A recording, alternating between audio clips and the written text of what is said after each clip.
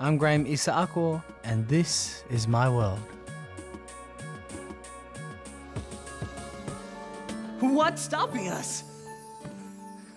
So this is my little Aladdin figurine that my family got me for Christmas.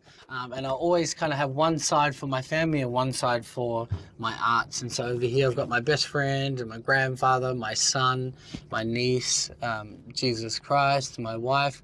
I don't even have my mum up there. How bad is that?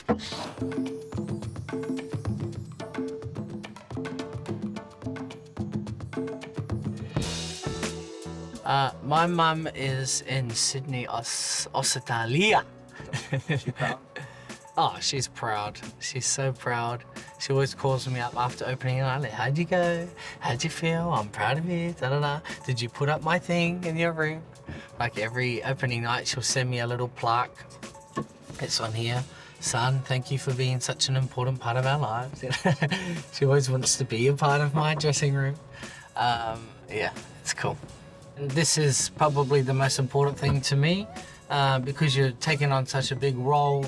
I always need to be reminded that I'm still a human being and there are people and things that drive me to do what I do. You are a diamond in the rough. I say we work together seems you're braver than we two are. I got asked to come and see the company management. And then I went into their office and then the producer walks in. I'm like, oh, what's up, mate? Am I in trouble? Her name is Paula and she extended the invitation for me to take on the role of Aladdin.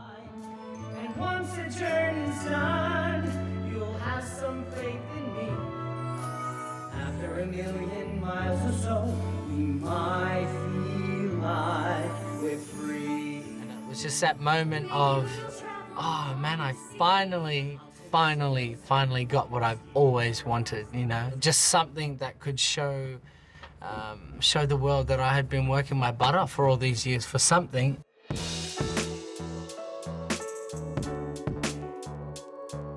I was born in Australia, but we moved back to Auckland in Panmure till I was about 7 or 8. I went to Tamaki Primary, so you know a lot of who I am and why I guess I kind of stemmed down this career path really started in Auckland.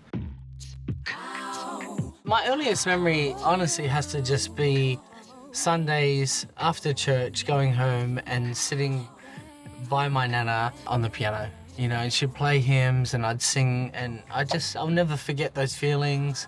I'll never forget how that made me feel. And I've always, ever since then, just had a real deep love for music. So I thank her really that I've ended up in this career. My journey in the industry has been very well supported by not just my family, but you know, other people in the industry that knew that my mum was a single mother. I'll always remember Mrs. Reese. She was the lady at the front desk that looked after all the finances for my dance school, and she knew the position that we were in as a family, and she would allow mum to just pay in installments, you know, because she knew that mum really wanted to invest in what I loved, but she just couldn't pay it up front. So, you know, stuff like that makes me go, man, I really am in a good place, and I've really had so many people that have contributed to who I am and in my career now. So I'll never forget them. I've definitely learnt of late to be very humble. Humility is such a huge contributor to holding a good foundation in this industry. So I've really learned, especially as a leading man, that if anything, it's more important that I serve more, that I give more love to people, that I invest more time with them. You know, I just recently got back from Samoa in our break before we moved here to Auckland, and I got to meet my immediate family, so that's my mother's Samoan side. And we went to Malaila, Alipata. The way that they lived was an overwhelming feeling, and I really felt that spirit of ancestors with me at that time, and it was just perfect for me to step into this role and take that on board. Definitely going on every night with a cultural spirit in my heart. It's a mana, that other people might not understand, but it's in me, and I don't want to be shy of that. I want to use it. I want to lay that on the table. I love you.